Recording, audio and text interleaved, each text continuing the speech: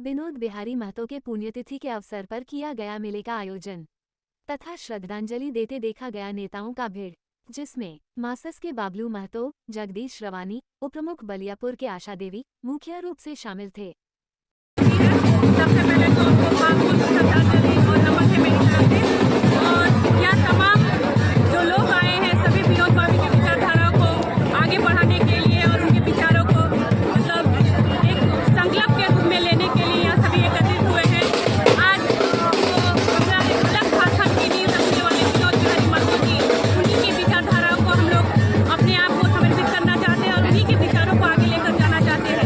आज जो झारखंड हमें मिला है अलग राज्य के रूप में, पूरी तरह से शोषण मुक्त नहीं है और इन्हीं विचारों के साथ इस तरह हम लोग इस झारखंड को खुशहाल बनाए, उन्हीं के विचारों को आगे लेकर हम लोग आज सब एकत्रित हुए। उनका जो एक सपना था कि जो दलित शोषित वंचित लोग हैं उनको हक मिले, अधिकार मिले, क्या उनको हक मिल पाया है? आज हमारा 22 साल हो गया झारखंड बने हुए लगभग, क्या उनको हक मिल पाया है मैडम? देखिए, हमारे झारखंड जो अलग राज्य में मिला, बहुत लोगों ने शहीदी और बलिदान दी है तभी ये झारखंड राज्य मिला है, लेकिन आज हमें खुशहाल झारखंड के रूप में पूरी तरह से नहीं मिला।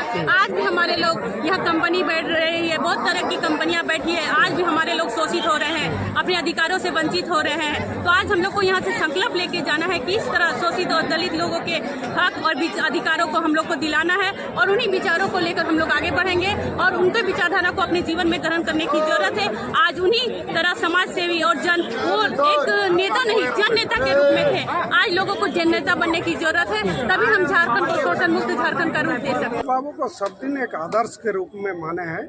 उनका जो बताया रास्ता है, उनका जो झारखंड के संबंध में दृष्टिकोण रहा है, उसके हिसाब से वो दृष्टिकोण का झारखंड अभी तक नहीं बन पाया। शोषण मुक्त झारखंड नहीं बल्कि यह शोषण युक्त झारखंड है और धीरे धीरे ये एक लूट खंड में परिणत हो रहा है। लोग इसका लूट का चरागाह के रूप में बनाने जा रहे हैं।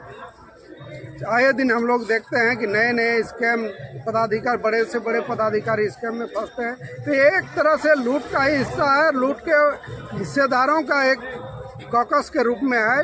वो लोग इसको लूट का ही चरागाह बना के रखना चाहता है। इसके खिलाफ में सभी युवाओं को विनोद बाबू के सिद्धांत को मानते हुए, विचार का आदर्श को मानते हुए, उनका जो बताया रास्ता चल करके एक शोषण मुक्त झारखंड का निर्माण करना चाहिए।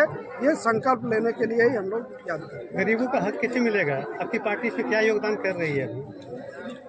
पार्टी का सब दिन गरीबों के लिए ये पार्टी है, उनके हक अधिकार के लिए ही है और ये हक अधिकार की लड़ाई को ही मासस लड़ते आ रही है और ये आंदोलन और संघर्ष से ही मिल पाता है। कोई भी ऐसा नियम कानून जो रोड पर आंदोलन से बनता है वो जनहित का होता है, रोड के आंदोलन से जो नहीं बनता है वो जनहित का नहीं होता है।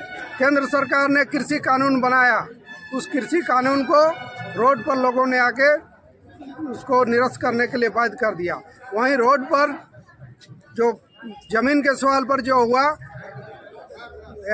दिल्ली एनसीआर में जमीन के लिए जब आंदोलन हुआ तब नया जमीन अधिग्रहण आया। जो आंदोलन और संघर्ष से जो कानून आएगा निश्चित रूप से वो जनहित में आएगा और हम लोग चाहते हैं कि जन आंदोलन से ही समस्या का समाधान। राज्य की जो 4 सरकार है, 4 साल का हो गया उसका, उसके कामकाज को किस प्रकार से आकलन कर रहे हैं?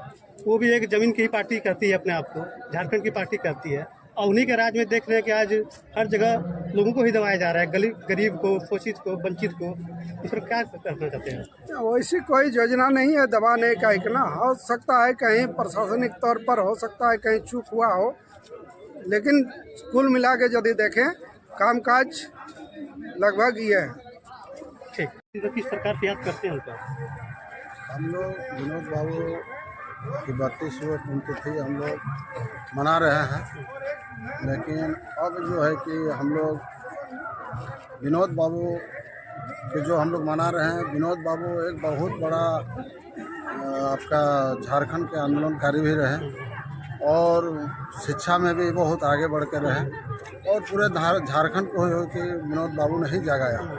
तो इसलिए झारखंड राज्य बना तो झारखंड बहुत लड़ने के बाद मिला है और झारखंड राज्य अभी 22 साल हो गया बनने का, अभी जा रहा है। तो 22 साल में अभी जो है झारखंड जो है मुक्ति होना चाहिए, झारखंड को अधिकार मिलना चाहिए, वो अधिकार नहीं मिला है। इसलिए लड़ के झारखंड लिए हैं और अब जो है कि ऐसा समय आ रहा है और यहाँ झारखंड के लोग जाग चुका है, अब हम लोग लड़ के ही अधिकार छीनेंगे।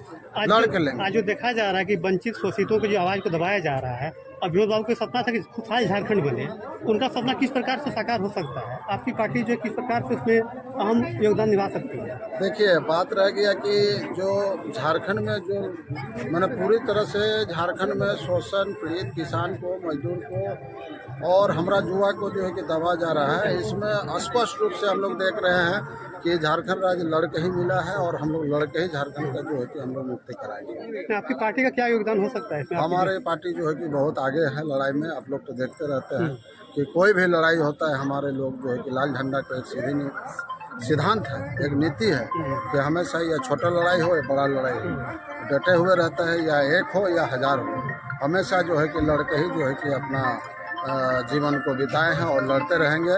और जो आज जितना पूरे झारखंड में मंत्री या MP या विधायक देख रहे हैं, सब लाल झंडा का ही दिया हुआ है। राय साहब, विनोद बाबू, उन्होंने लोगों ने जो पूरे झारखंड को जो गोलमाल किया, वही गोलमाल अभी इस बार हम लोग करेंगे। इस बार का जो चुनाव होगा एकदम ऐतिहासिक चुनाव होगा। आगामी चुनाव जो आने वाली है लोकसभा की, उसमें आपकी पार्टी क्या धन्यवाद लोकसभा से कुछ लड़ने का तो है? एकदम लड़ेंगे। नहीं लड़ेंगे तो फिर कैसे हम लोग मुक्ति कराएंगे, कैसे रोजगार दिलाएंगे? अभी तो मेन समस्या है कि रोजगार, और जो महंगाई चरम सीमा पार कर गए हैं, तो इसको तो एकदम पार्टी में तो राजनीतिक नहीं करने से हम लोग हक अधिकार नहीं दिला सकते हैं जनता को, इसलिए राजनीतिक करना ही पड़ेगा।